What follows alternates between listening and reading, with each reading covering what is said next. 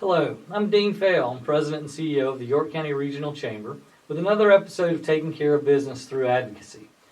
Project Connect infrastructure allocations to address infrastructure needs related to the announcement of Scout Motors, a new electric vehicle manufacturing plant backed by Volkswagen to locate in Richland County, passed this week.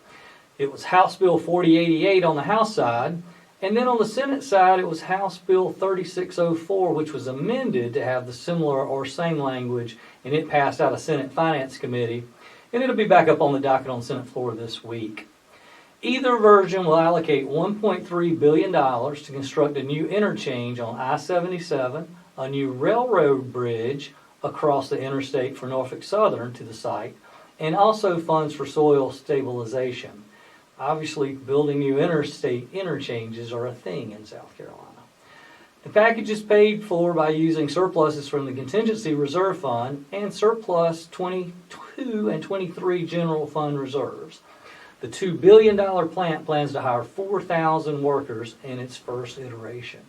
The House Ways and Means Committee rolled out their budget, which they say focuses on 4 areas: reducing taxes and increasing reserves, roads and bridges, of course, recruitment and retention through increasing salaries for state employees, and workforce development.